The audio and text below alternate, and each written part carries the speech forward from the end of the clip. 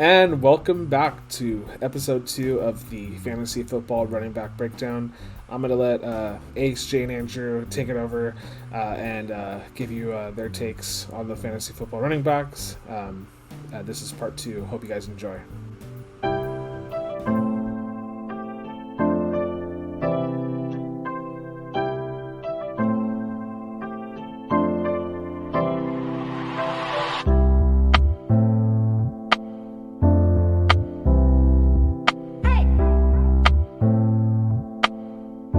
Jay talk about DeAndre Swift next year, the 11th ranked Fantasy Pros running back right now.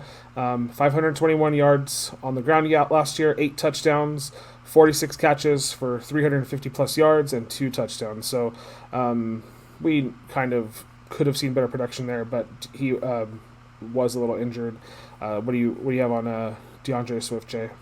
Yeah, well, if we're going to be freeing everybody, free freaking DeAndre Swift, man. We were talking about this 2 weeks ago. He was 11, sniffing top 10 potential, dude. But then, as Andrew mentioned, Jamal Williams left, and guess where he goes? To screw up my boy DeAndre Swift's time over there in freaking Detroit, man.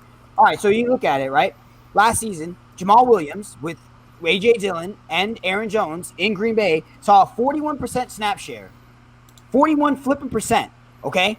DeAndre Swift last year in Detroit only had a 38% snap share. They were giving Adrian Peterson and Dusty Kerryon Johnson major touches. This dude was a rookie. See what you have? You stunk. And here you go. You signed Jamal Williams, right? You signed Jamal Williams, even though DeAndre Swift showed you he's got all 3 down back potential, baby. 4.6 yards per carry, 6.3 yards per touch. He scored 10 touchdowns on 160 touches. It's unbelievable. That's like 16%. That's a 16% touchdown percentage. Like am my math wrong? No, that is 16%. It's unbelievable. And then it doesn't help that Anthony Lynn goes over there now. Now he's the OC. We saw him in San Diego or Los Angeles, wherever the Chargers were, giving everybody touches. Everyone's a feature back for Anthony Lynn. It's Austin Eckler, then it's Melvin Gordon. Then last year it was Austin Eckler, and then it was homeboy who I never even heard of getting 20 freaking carries every damn game. It's unbelievable. DeAndre Swift deserves better. If you would ask me this 2 or 3 weeks ago, DeAndre Swift is easily 11. Loving him at 11. But it's way too high right now. It's way too high given the snap percentage he had, given the fact that they brought in Jamal Williams, a guy that, sees high volume. He's gonna take away touches. There's no doubt about it. He's gonna take away touches from DeAndre Swift. So, Okay. It's just a little unfortunate. You brought up Anthony Lynn there. Okay, so Dan Campbell, the new coach there.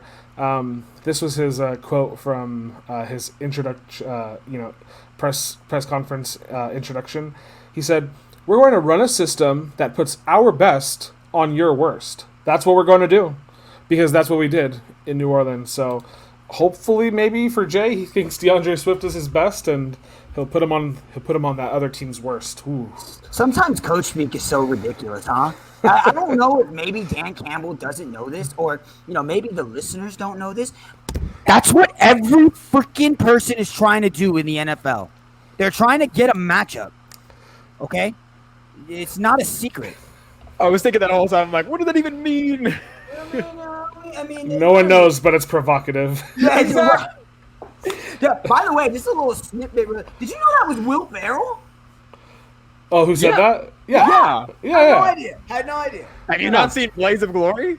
Yeah. I just didn't know. I saw Blades of Glory, but I just didn't put 2 and 2 together when I first heard the song. And then I was listening to it. I was like, that sounds like Will Ferrell. To be fair, Blades of Glory is like 15 years old, but knowledge is power for Jay. So I mean, and there's like 5 Will Ferrell movies. That's another show we gotta do, boys. Will Ferrell movies, because there's some people who don't like Will Ferrell, and it's some blasphemy. You know what I'm saying? Elf is number 1. Step Brothers. Okay, whatever. We'll talk about it when we do the top 5 Will Ferrell movies and shows and whatever else he does. Okay, so let's get back to business here. The person is next on the list is Joe Mixon, who needs to get back to business because he was injured last season. Coach kept him out for like the last part of the season. We kept maybe hearing he was going to come back, and then never came back. So kind of disappointing there. He had 428 rushing yards on the ground, 3 touchdowns, 21 catches for 138 yards and 1 touchdown. So falls on number 12 on the Fantasy Pros list.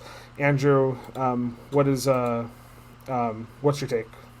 So yeah, after back-to-back 1,000-yard seasons, again, he, like you mentioned, he struggled to stay healthy. Only played 6 games, and then was basically kind of like, de facto shut down because Joe Burrow got hurt, so they just kind of like said, pack it in the rest of the year for him.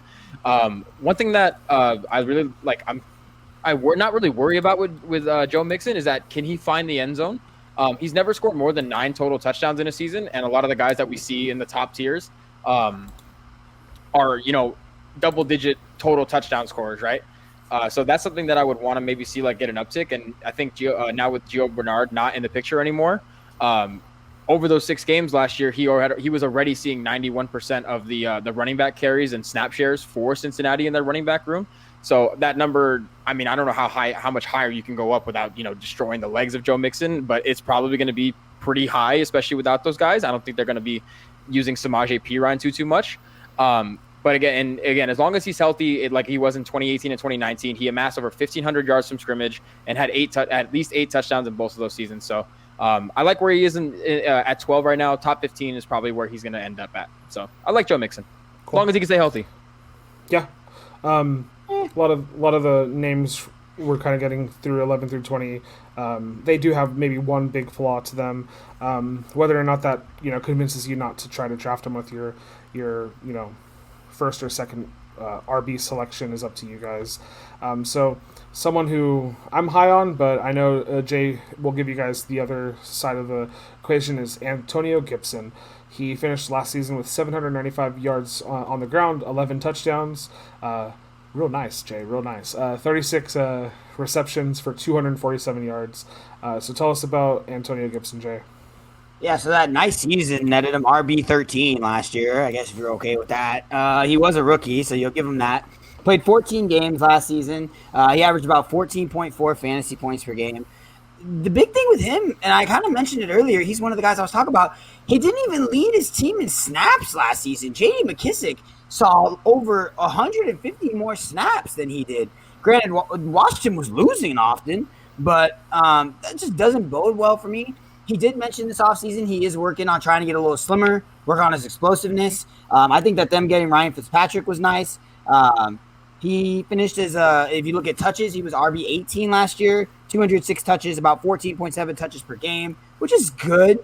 It's not RB13 worth for me. I would much rather have Miles Sanders. I'd much rather have Cam Akers. I'd much rather have James Robinson. And my boy David Montgomery at 20 is sleeping, baby. That is way too low for David Montgomery. But I know Asa likes Antonio Gibson, and there's good reason to like Antonio Gibson. I mean, he's going to have a major role in that offense. My question is, J.D. McKissick's coming back. As soon as they start to get down in the game and they start to trail, especially with Ryan Fitzpatrick, they're going to bring out J.D. McKissick and let Fitzmagic sling that bad boy. So I know Ron Rivera's there. He likes to run the ball. He likes to play good defense, which all bodes well for Antonio Gibson. But in PPR formats, RB13 is way too high for somebody who doesn't see the volume in the pass work that I would like. And again, just doesn't see you got to be on the field to score fantasy points, right? And if J.D. McKissick's on the field more than you, that's not a recipe for success in my book. Cool. Yeah. So, we'll just wait for the Taylor Heineke and Antonio Gibson stack to happen, like in week 17 when Fitzpatrick is released. But I can be patient. So Miles Sanders is next on the list. 867 rushing yards last season, 6 touchdowns, 28 receptions on 52 targets. So not a great catch rate there, but 197 yards through the air. Talk to us about Miles Sanders, Andrew. So what I do like is that he managed more rushing yards from his rookie season on fewer attempts.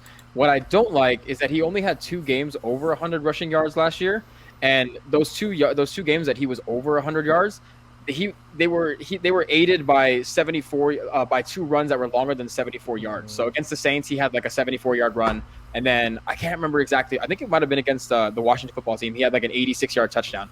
And those were the 2 games that he got over the 100-yard mark. He was averaging 16 touches per game, and he outsnapped every other running back on the Eagles roster, even though he missed 4 games last year. He's a guy I really like. He didn't really find the end zone as much as I would have liked, especially because I had him on my fantasy team. He only scored 6 times. And fumbling was kind of an issue last year after not fumbling at all in his rookie season. So I could see him, depending on his workload and depending on how well the Eagles team actually is going into next season. I think in the top 15 range is kind of where he's going to be at. I do like him a little bit more than Joe Mixon, just based on talent alone. I think he's a bit more explosive. So I could see him being elevating over Mixon there, but he's not my favorite running back on this list, especially not after what I saw last year. So he's going to have to do some things in consistency and show me a little bit more than what he's showed of these last 2 years for me to believe in him a little bit more than I do already. Yeah. So if they tailor that offense to Jalen Hurts, sorry to cut you off, face, but if they tailor that offense to Jalen Hurts and run the zone read stuff, it's going to be highly beneficial for Miles Sanders, right? He had Carson Wentz in there for a while, who, I mean, poor guy had no confidence in himself with the way that the freaking Philadelphia Eagles ran that organization over the last 2 years. But it sounds like they even are starting to have questions about Jalen Hurts, which is scary. They just came out with a report today where they're saying they don't even know if Jalen Hurts is the guy. So it's a little scary because Jerry Lurie just came out a few weeks ago and was like, oh, we're all in on Jalen Hurts. If you're all in on Jalen Hurts, it's going to be very good for Miles Sanders. If we start to teeter-totter here, Miles Sanders all of a sudden will start to slip, as you saw him kind of slip last year. So I see what you're saying there. Yeah, and just to point out your fact, yeah, it was against the Saints last season, his 82-yard run, Andrew, how you just mentioned. Okay, so let's see how well you guys can come up with some stuff about your guy, Clyde Edwards-Helaire. 180. Cam Akers. Oh, Cam Akers. Oh, my gosh. Yeah, we'll get to him next. Cam Akers, I'm sorry. 145 rushing attempts last season, 625 yards, 2 touchdowns, 11 catches for 123 yards and a touchdown. So he's ranked high on this list because he kind of came out of the 3-headed race last season for McVay and finished the season strong. Had a great, so to speak, a good playoff couple of games, I guess. So maybe a little overranked because of that on Fantasy Pros. But what do you have on him next year, Jay? So McVay is a guy with running backs that you can't trust as far as you can throw this guy, man. I mean, he will give anybody touches. If like Malcolm Brown came out, if he was balling, Malcolm Brown seeing 20 touches, baby. Darrell Henderson, he came out, he's balling. Darrell Henderson is going to see the boatload. We saw him get volume last year, not like just volume, like volume towards the end of last year. And that had to do with injuries on both the running back front and on the quarterback front, right? Jared Goff messed up his thumb. We had homeboy, who's quarterback's name again? I'm blanking right now. The mobile guy came in, played the last game for him, then got hurt. What was it? John Wolford. Yeah, Wolford came in, and McVay was like, yeah, this guy's not throwing the ball. So they just let freaking Cam Akers eat with 132 rushing attempts in the last 6 games of the season, including the playoffs. That's an average of 22 rush attempts per game. Don't think he's seeing that. But as the number 1 running back, if that's the case, in an offense that should see an uptick with Matthew Stafford, he's a guy that can, elevate and play a little better than he did last season. In those 6 games, though, he only had 3 touchdowns. So, that touchdown percentage is very low. I don't trust Sean McVay. So, he's a guy that right at 15 where he's at, I like it. There's a few guys I'd rather have above him. Don't understand why James Robinson's not above him. Don't understand why J.K. Dobbins isn't above him. Don't understand why David Montgomery isn't above him. So, I think he's a little too high for my taste, considering all those things that I just said about, Sean McVay and his lack of touchdown percentage last year. I know. I forgot about Cam Akers there because I think McVay forgot about him for a while. He was kind of a darling in the beginning of the season, maybe coming out of that camp because, he's a little bit unknown and he was a good rusher and he showed that at the end of the season. But yeah, you brought up a couple good points about McVay and that type of style that they ran over there.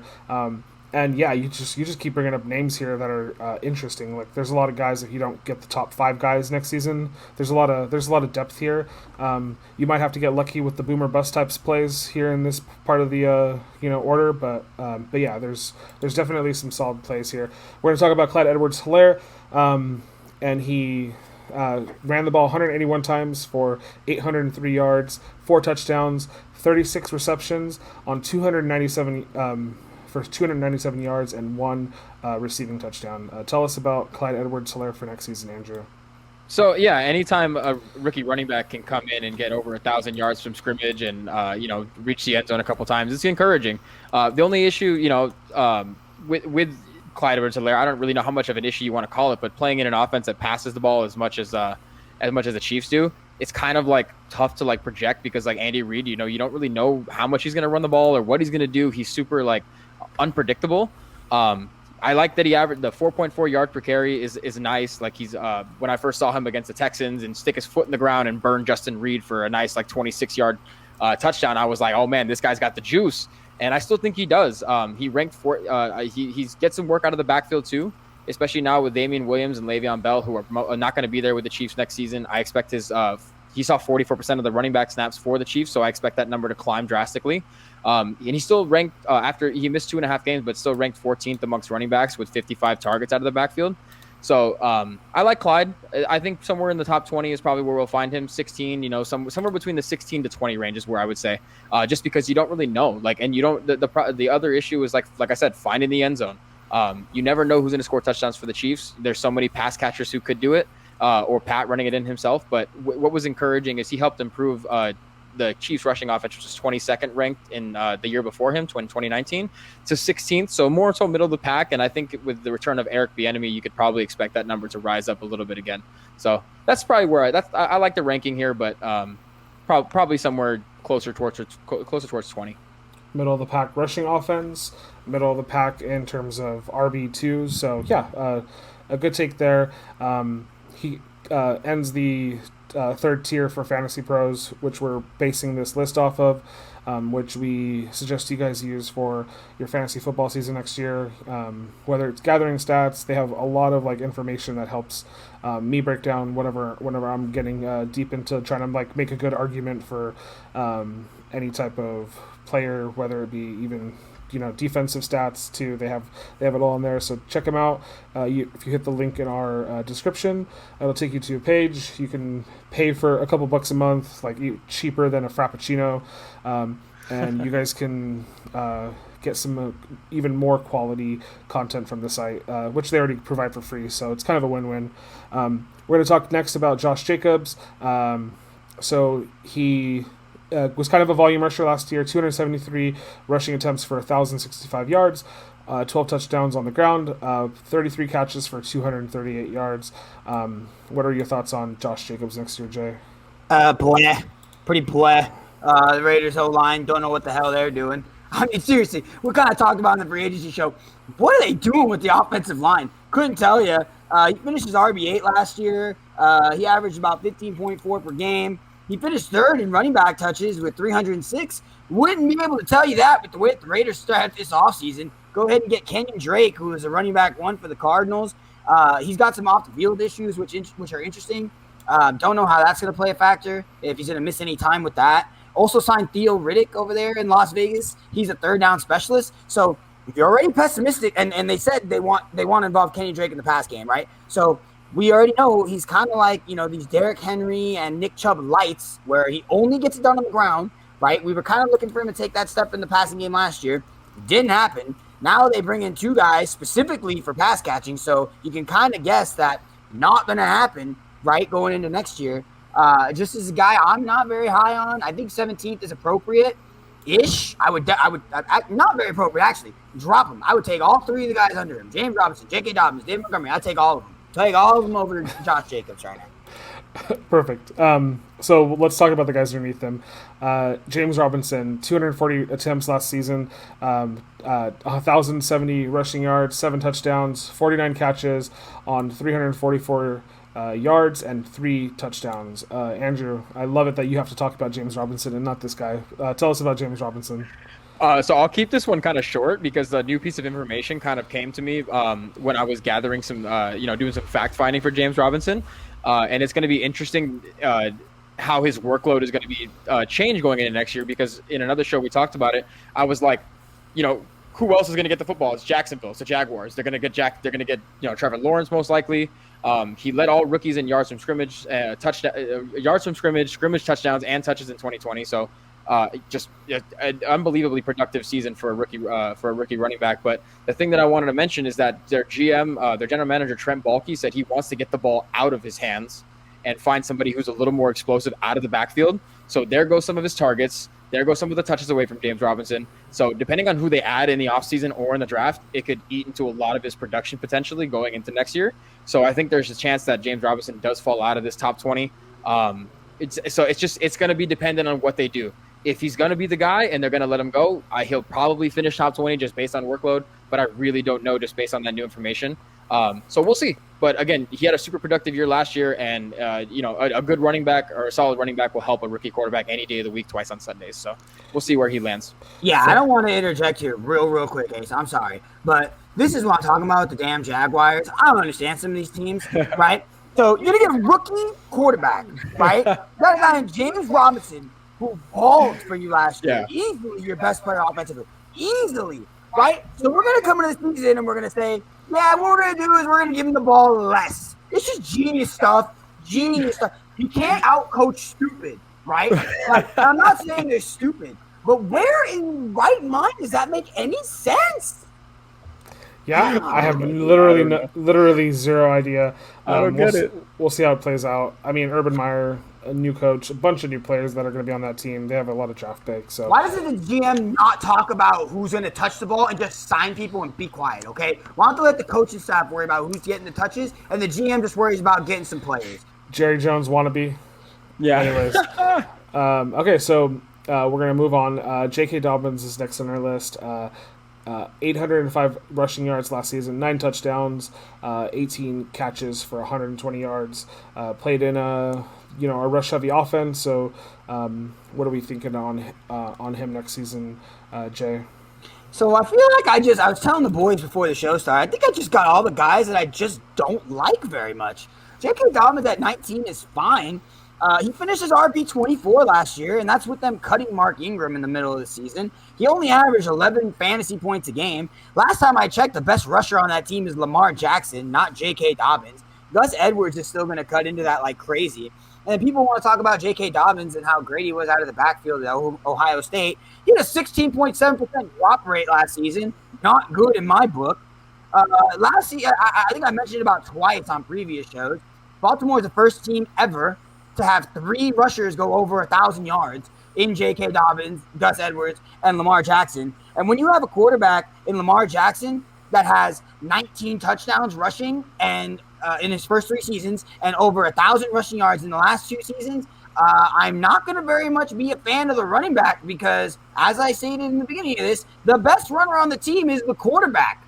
So, no, thank you on J.K. Dobbins. I'd rather have David Montgomery. I'm a big David Montgomery fan. Andrew, if you bash David Montgomery right now, I will come at you. I know they signed Damian Williams, which is unfortunate. It's actually very unfortunate. It's annoying. But back to J.K. Dobbins. Don't like him either, just FYI. Another Will Ferrell reference, but J.K. Dobbins has you kicking and screaming because you want James Robinson and David Montgomery otherwise. Okay, so David Montgomery, we're going to let Andrew give his take real quick. 1,070 rushing yards, same as Robinson. 8 touchdowns, 54 catches for 438 yards and 2 touchdowns. Give us your Montgomery take, Andrew. No slander will be had for David Montgomery on my watch here. Damian Williams is over there. It doesn't really like get me as irked up as it is getting you right now, Jay, just because he missed an entire year, and we've seen a couple of times like how missing a full year can be like have like a negative effect on running backs. Like he's obviously no Le'Veon Bell, but Le'Veon Bell missed a year and then went to the Jets and. The Jets aren't a great organization, but just didn't play well. Then came to Kansas City, and then they didn't really like what they saw in him, so that he didn't really see the field much. So I don't really know how Damian Williams is going to impact it. David Montgomery is a really good running back in my opinion. Tariq Cohen, it's unfortunate to have guys get injuries, but Tariq Cohen is just not the guy that should be getting touches out of the backfield. So that those 68 targets that David Montgomery did get, I hope that continues because. He's just a really productive guy when he does touch the ball. He had over 71% of the running back snaps last season. I think he's going to make his way into the top 15 at some point, especially for an offense and a passing game led by Andy Dalton. I have no faith in that whatsoever, so they're going to lean heavy on it. He was tied for 5th in the NFL in rushing yards last season, and he was third. He was third in the NFL in broken tackles. So he's a guy who can make things happen.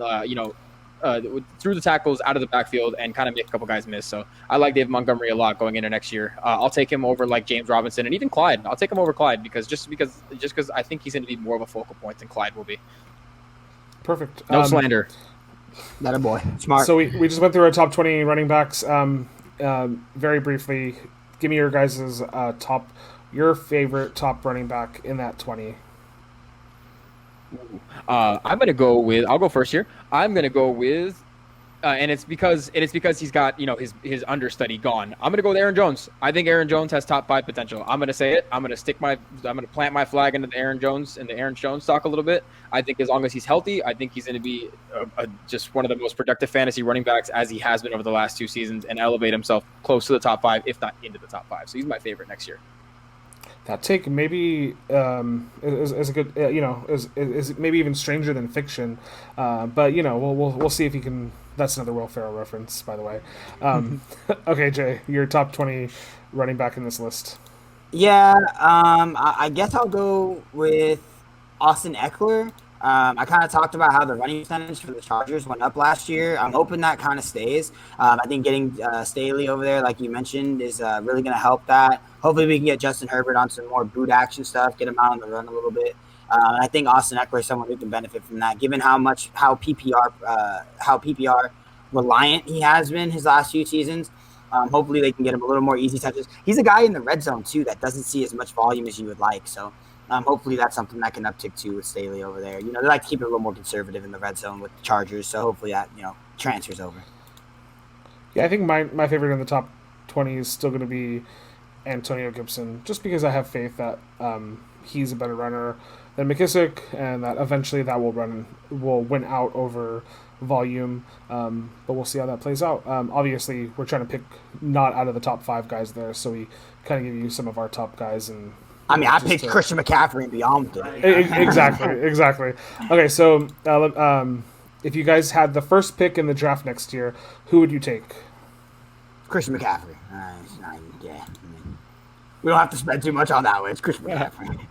You could try to light foot around whoever you want and spin whatever narrative you want. If you're not, I'll look like the idiot at the end of the year if Christian McCaffrey doesn't play and gets hurt. Okay, I'll take that grenade. Yeah, I mean, if it's not Christian McCaffrey, I mean, it's Christian McCaffrey.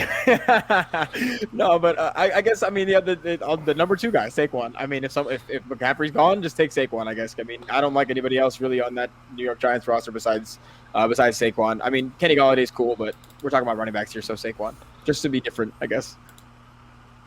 Yeah, the only part of me is like that doesn't want to pick him is just to be different. The only guy that on this list that I would I don't know. Fuck. That's the only reasoning. That's the only reasoning you have to not pick Christian McCaffrey, just to be different for the sake of being different. I think I'll pick Alvin. Yeah. Alvin Kamara. Yeah. Okay. Yeah. Alvin's good. I'll pick Alvin Kamara because of the ceiling, right? I guess because of the ceiling, receiving wise. Yeah. I mean, look at Jameis, bro. Jameis threw for 5,000 yards when he was in Tampa. I mean, he threw 30 freaking interceptions. He's going to throw as many interceptions as touchdowns, but as long as Kamara's catching some of them, you're good. Right. Perfect. Very true. Okay, so your favorite outside the top 20, and then so to give you some of those names: Chris Carson, Kareem Hunt, Melvin Gordon III, Chase Edmonds, Myles Gaskin, David Johnson, Ronald Jones II, Raheem Mostert, Kenyon Drake, Leonard Fournette. Yeah, so Asa kind of mentioned in the beginning, and I didn't think too much of it until we mentioned about Kenyon Drake going to the Raiders, but Chase Edmonds makes a real nice play. I think he fits that offense really well. I can see Arizona trying to get a running back in the draft too, because Chase Edmonds is a little smaller. He's not a bigger guy who can really handle like a full workload, in my opinion. If you're not looking at Chase Edmonds, the only other guy is Chris Carson. He's the only guy there that has a full workload. I mentioned in the beginning, though, when we were talking about it, I feel like over the last 3 years, it's like Chris Carson, and then something always happens to Chris Carson where he ends up bottoming out. So, those would be my 2. A lot of these guys are, you don't even know if they're going to be the top running back on their team. I would just choose Chase Edmonds for that same reason, just because he's going to be the starter at least for now for day one. What do you think, Andrew? Yeah, that's why I'm going to go Melvin Gordon here because Phillip Lindsay's now out of town. Even with split time with Philip Lindsay last year, he was 14 yards shy of the 1,000-yard mark in the rushing department. I just think he's a really good he's a really good running back, still in his prime, still pretty explosive. You already know if he's going to get a full season as the premier back from his days in Los Angeles that he's going to be a pretty productive fantasy running back. So Melvin Gordon outside of the top 20 could elevate himself a little bit now that he's got the running back room to himself. Right on. Well, thanks for joining us, guys. We're going to end it there. Nice 1 hour show of running back stats. Let us know who your favorite running back is in the comments section below. Let us know if you have you need any tips or tricks from us. We got a lot of stats and information up in our noggins here. Just ready to let you guys know. We'll join you guys soon for the wide receiver breakdown. That'll post in a couple of days after this one. Again, thank you for watching the AJA Sports Show. I'm Ace. You've been here with Jay and Andrew. We'll see you guys next time. Bye. Later, guys.